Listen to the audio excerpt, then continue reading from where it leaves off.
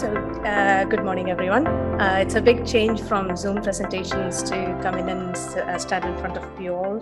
So thank you for that opportunity. I realize that the majority of people here and online are perhaps surgeons with a smattering of radiologists, pathologists, oncologists.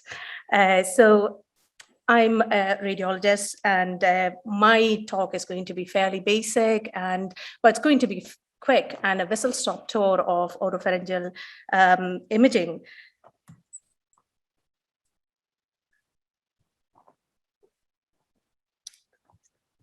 Yep. I have nothing to disclose. Most of the images are mine, and the things I've taken are credited. I'm not going to talk a lot about epidemiology. It has been done to death. The only interest radiology really has in epidemiology is the HPV positive cancers, because they have a particular way of presenting. They usually present with a big neck mass, and the primary sometimes is not clear. And if we see cystic lesions or heterogeneously cystic lesions, we think about primary malignancies in the head and neck. And this is the biggest challenge. We can't see when there is dental amalgam artifact and you do a CT, you can't see the primary when it's tucked in the glossolingual sulcus or is in the tongue base. So what do we do then? That is the biggest challenge we have. I'm going to talk a little bit about anatomy, TNM subsites, and major landmarks. Now, anatomy has remained the same throughout, regardless of what kind of pathology it is. The interpretation of the pathology itself has changed, and we'll go through that a little bit as well. We need to know a little bit about the tongue to know more about or even to interpret oropharynx. So the I don't know if you can see the, you can, can't you? Yes, you can. So in this sagittal image, you can see the longitudinal muscles, which are the intrinsic muscles, and then you have the extrinsic muscles that hold the tongue in place and allow it to move. The sulcus terminalis is important because it differentiates the oral tongue from the oropharyngeal tongue. So if we go to the next slide, these are the limits of the oropharynx, so to speak. So the yellow line there, that is your sulcus terminalis, and behind that is your oral tongue or oropharyngeal tongue. So when you look at it using your FNE, and this is the view that you get. Now, for you to see, or our clinicians to see the valleculae, it is a mucosa-lined structure. Our equivalent to this picture is this one there. So that is the tongue base, and you have a median glossoepiglottic ligament or the hyoepiglottic ligament, and you have two air-filled structures on either side, and those are the valleculae. And you have got your epiglottis right there, and that is your lateral glossoepiglottic ligaments. And we use the sagittal view a lot to look at the base of the tongue, the vallecula, and also to look at the lingual surface of the epiglottis. So the inferior aspect is where the hyoid is, and at the base of your valleculae.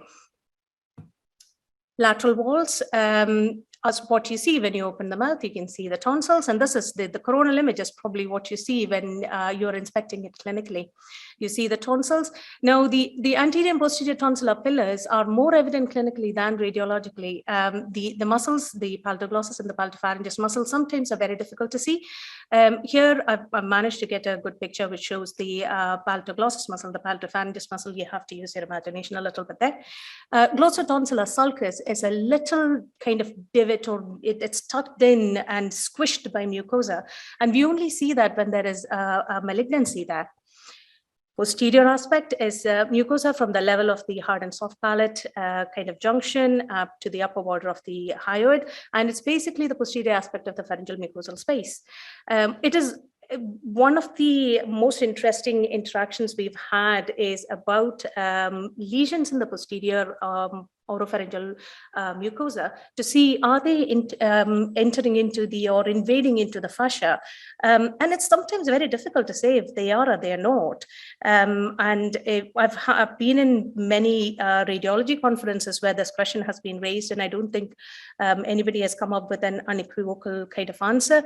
But one of the most interesting things I heard in a meeting, and which was a multimodality meeting, was where they said the easiest way and probably the only reliable way of knowing if the fascia is involved is when the patient is under anesthesia. If you can move the lesion, then it's not involved. If you can't move the lesion, it is involved. We can certainly tell you if the muscles are involved. Okay, so that is your superior and posterior extent. It's not enough to know the extent of the oropharynx. To stage it, you have to know a few key landmarks. What upstages the disease? So we're going to talk a little bit about the extrinsic muscles of the tongue. These are axial T1 weighted imaging. They're good for anatomy and they're fantastic for pathology as well. So this is your mandible, and you can see the starred region is the mylohyoid muscle. Mylohyoid muscle is, as you know, is the floor of the mouth, and it's a sling-like muscle. And the arrowed muscle is the hyoglossus. Now, this region is your sublingual space, and we want to know about the genioglossus muscle, the hyoglossus muscle, and styloglossus muscle. The palatoglossus muscle, I find it extremely difficult to know whether it's involved or not. So we know that is your genioglossus coming from the middle of the mandible going all the way back, and we know that is the hyoglossus muscle. The styloglossus muscle is difficult to see, but it can be seen.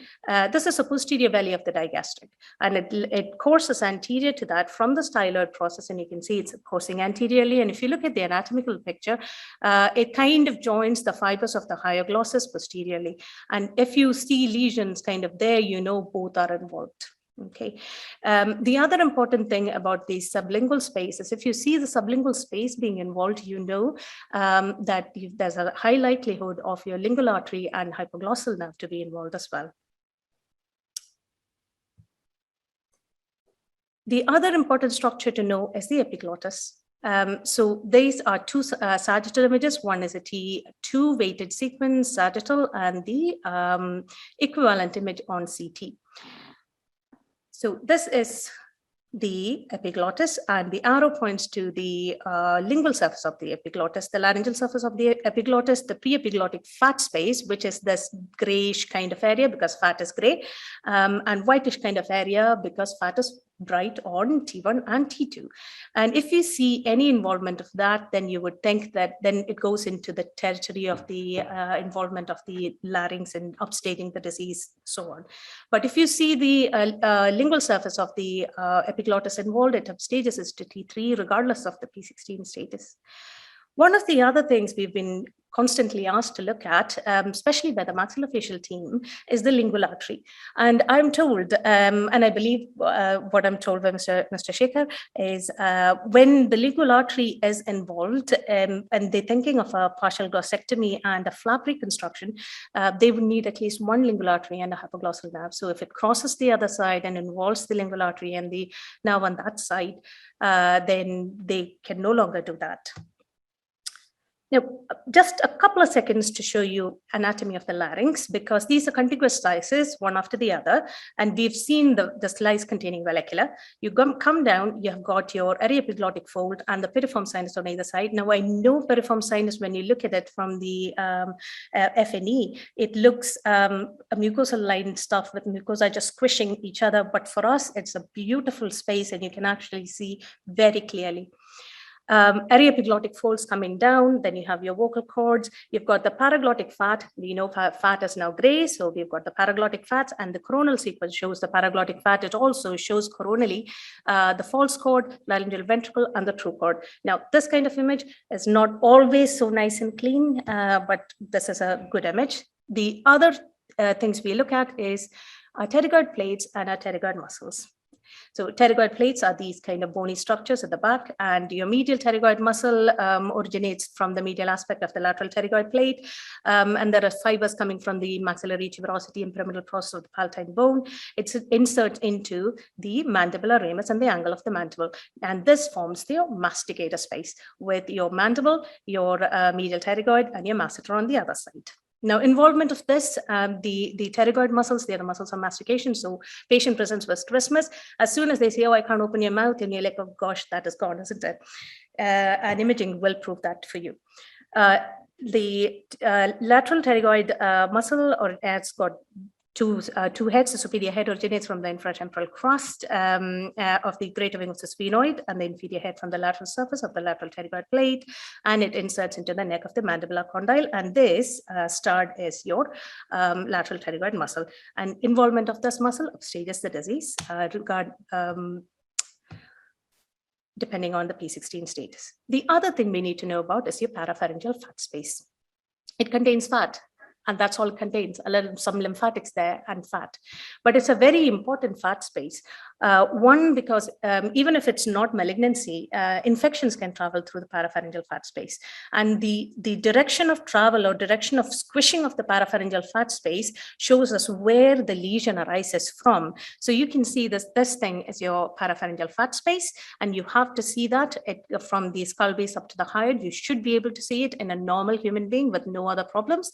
But you can see your medially, you've got your pharyngeal mucosal space. Posteriorly, there is the carotid space. Anterolaterally, there is masticator space. Posterolaterally, there is parotid space. And then you have your danger space, prevertebral space, and so on and so forth. So if there is a lesion in any of these regions, it will push your parapharyngeal fat space. So when the anatomy is distorted, gives us an idea of where it's coming from. I'm not even going to go there because we don't have time for that, but everyone knows this by now. So in short, these are what we look for when we are assessing oropharyngeal malignancy and staging oropharyngeal malignancy. Imaging-wise, CT is the workhorse, but our trouble with oropharynx and oral cavity is staging local disease. We can certainly use CT to stage neck and distant disease. MRI is considered when there's dental amalgam artifact to assess posterior pharyngeal wall for prevertebral invasion, for the perineural invasion, so on and so forth. And obviously there's PET and ultrasound. Ultrasound is amazing, and ultrasound is much more sensitive for nodal disease than CT or MR. Obviously, nothing is as perfect as PET, because PET will show you even the tiniest uptake by the cells. So when we are assessing T or tumor, you look for enhancing tissue. There may be ulcerations, and you assess all the structures that we've just talked about. Now let's talk about N. The routes of spread, we know as, the routes of spread. There is lymphatic spread, there's neurovascular spread, then direct extension. But when we're looking at the N, these are three cases, and these are three cases that is presented with neck lumps. And all of them are kind of cystic. The first one is a heterogeneously cystic. It's got kind of septations, appears to have maybe a solid component. When you put color on, there is a bit of, flow through it. The second one is cystic, but it's got a funny irregular outline. It's got these bright, tiny flecks. And as soon as we see the bright, tiny flecks, you're like microcalcs, and then you go look at the thyroid. Sometimes they don't behave. They have not read the textbooks, and there is no microcalcs, in which case you have to put a needle in, and that's the only way to find out. Now, this one is a thin walled, contains fluid, echogenic debris. You'd be allowed to believe that this is pharyngeal cleft cyst. If I see that in a little kid, yep, that's it. If you see that in an adult, you have to prove that it is, and there's nothing in there, that this is not malignancy. And I don't think we can step back and say, oh, that is just a benign cyst. So what do we look for in nodal disease? We look for the short axis diameter. It should be less than 1 centimeter. Having said that, I think it's more than size. It is the morphology of the node. The node should not be rounded. It should still have a central fatty hilum, because the disease spreads along the fatty hilum. So the first thing to go is the fatty hilum, unless the disease is of lymphatic origin, like a lymphoma, in which case the fatty hilum may be present. But that is an exception that proves the rule. Abnormal internal vascularity, and sometimes you can have little necrotic regions in the nodes as well. CT, similar appearance on CT. We look for same things, but ultrasound is the best way of showing nodal disease. How do we look for extracapsular extension? The node here is nice and clean as far as nodes can be. The fat around that looks okay. The margins are not ill-defined. So if you have extracapsular extension, there'll be ill-defined margins, there'll be surrounding stranding. The stranding will be better seen on CT. There'll be loss of fat plane between the structure and adjacent structures. You see that and you think that is extracapsular extension. Now, micro extracapsular extensions, I don't think we can see on ultrasound, CT or MR. Imaging is not good for micrometastases. Are we able to see with 100% certainty that anything that looks normal is going to be normal? Probably not, but we have a very good pickup rate for finding nodes on ultrasound. Now, nodal levels, you know nodal levels, you don't need to know this. And in the interest of showing cases, we'll go to the set of cases. There's not a lot of cases, just a few. So this patient presented with a left-sided neck mass. So that is the neck mass. And you can see that it has got internal septations which are enhancing. The fat around that is all right. I can't see any fat between this lesion and the sternocleidomastoid. So is there extracapsular extension? Possibly, don't know. I couldn't see a primary, but I wonder if there is a little bit of an enhancing bit tucked into the glossotonsillar sulcus. So sometimes when we see that and we tell our surgeon that, oh, have you looked at the left glossotonsillar sulcus? There may be something there. And with that kind of narrow bandwidth, if you go and look, sometimes you're able to find it. Regardless, they went on to have a PET, and the PET obviously showed there is high SUV uptake on the left side, and obviously the node was also enhancing. Now, whenever you have a nodal disease, you have to look for primary oropharyngeal malignancy or thyroid malignancy. These are the ones that present commonly in the neck, especially in level 2 areas. Now, if it's thyroid, you will see central compartment lymph nodes 3 and 4 before you see 2. Now, do I have time, Jay? Am I okay for 2 more slides? Yeah, okay. You've got 3 minutes. 3 minutes. Oh, that's more than enough. So bilateral neck lump. The patient presented with bilateral neck lumps. You can see there are bilateral neck lumps, and there is something in the tongue base. When you look at it on the sagittal, and this is why sagittal is fantastic, you can actually see the enhancement going along the lingual surface of the tonsil. Now, the right-sided node is a necrotic node. Probably okay, not an ECE node, but the left-sided node has got ill-defined margins. I think it's a conglomerate of lymph nodes. The fat around that looks a little bit dirty. So it's probably a node with extracapsular extension. Now, this is a patient who has presented with stiff tongue, problems with moving the tongue, and there's an ulcerated lesion at the tongue base. When you see the CT, you can see most of the disease is in submucosally along the tongue, and almost all of the tongue is involved bilaterally. All the extrinsic muscles are involved. The sublingual spaces are involved. You can actually see the dilated submandibular duct bilaterally, which shows the submandibular duct origins somewhere along the course of the submandibular duct that is involved as well. And you can see bilateral nodes. So when you have a stiff tongue, you kind of wonder, is the tongue stiff or funny movement because of involvement of the tongue muscles, or is there something else going on, like a hypoglossal nerve palsy?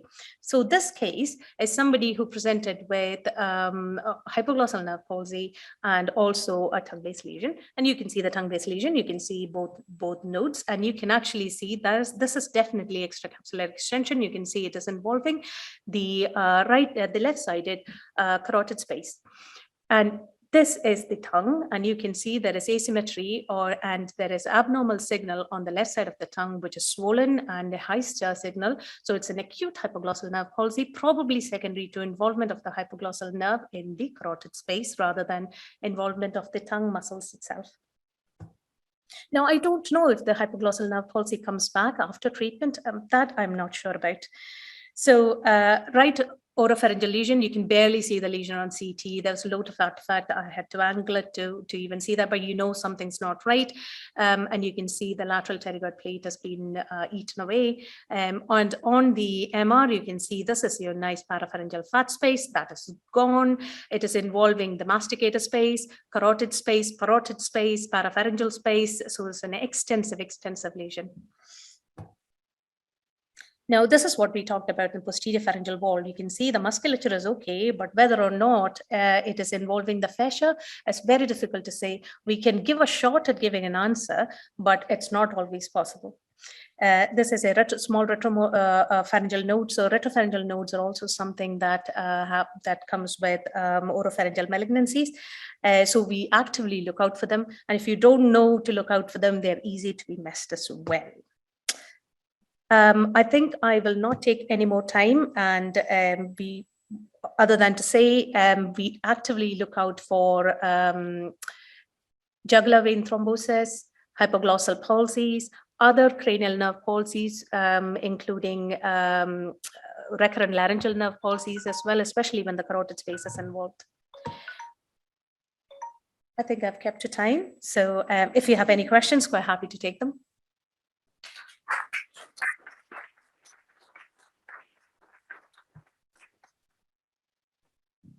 Are retropharyngeal nodes considered for staging? Yes. Yes is the answer to that. So one more question. Do you consider you yourself overestimate extracapsular extension on radiology? That is the biggest concern, isn't it? But if you see something like that, it has got to be extracapsular extension unless proven otherwise. However, on MDT, radiological extracapsular extension is not considered. It's the clinical one that is considered. Yeah. So I think we probably underplay that on the MDT with the pathology proving the point rather than radiology. I think that is how our MDT works. Thank you for an excellent presentation. Lovely pictures. When we're assessing oropharyngeal cancer for operability, the assessment is done with the mouth open and the tongue extended and a gag put in. And this allows separation of the anatomical structures and an assessment of mobility of the tumor. When you do an MRI scan, the patient's lying with their mouth closed and the mucosal surfaces are all opposed. Any experience in doing imaging MRI with the mouth open and different maneuvers to show staging?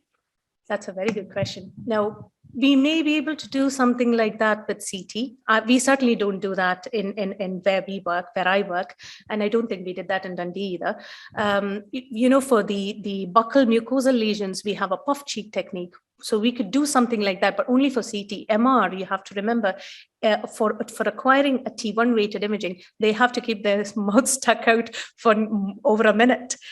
They won't be able to do that. A motion artifact will make the whole thing a messed up thing. So MR, I don't think we'll be able to do anything. CT, that's actually a very good point to see if we could do something like that for CT. I don't think I've any knowledge of that. Sudarshan, have you ever heard of anything?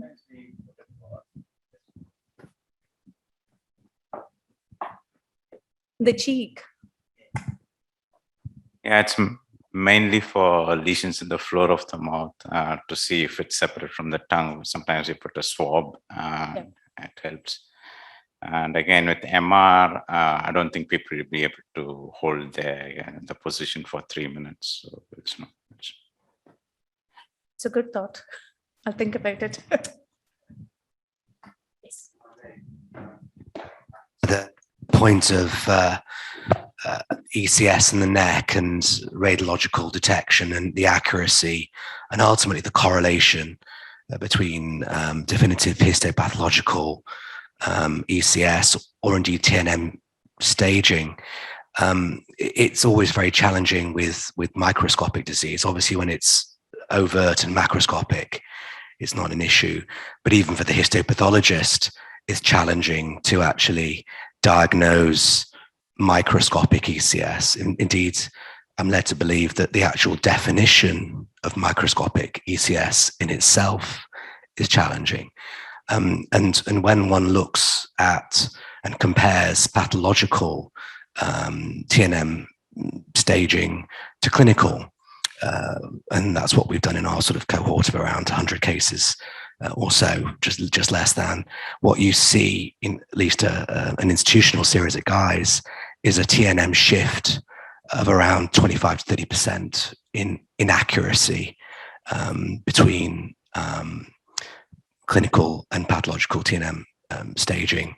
And in about half, we are underestimating the true extent of what's going on. And in the other half, we are overestimating. And some of that is due to microscopic ECS in the neck, and some of it's due to the T stage. Just a comment on that. Yeah, I think I'd agree with that. I think till the pathology comes, we don't know if we are 100% right in every single thing we have said, but you can only stratify the risk and present it and then see where it takes you. The biggest favor you can do to surgeons would be to figure out a way to tease out the ECS and the E&E problem. I know, great talk. I've seen some data supporting radiomics in this setting to figure out that fuzzy margin and then give a better outcome from a radiology report. What's your take on that? Does it have any legs? I've certainly seen some supporting there is information. I've read some stuff, but I think it's all in the kind of infancy. I don't think it has come through. Are you aware of anything that has come through to local practice yet? And I think you will find different radiologists report differently as well. So there is a variation among practice of radiology reports as well. Which is where the objective radiomics AI would come in handy, I think. That would certainly influence practice enormously if that were to be validated. I don't think it is in practice. I don't think, unless Sudarshan, you've heard something that it's not in practice, certainly, but there are moves for everything. AI is taking over the world slowly, but yeah, certainly, it certainly moves in that direction, but nothing that has come to practice yet. Brilliant. Thank you very much, Anu. That's great talk.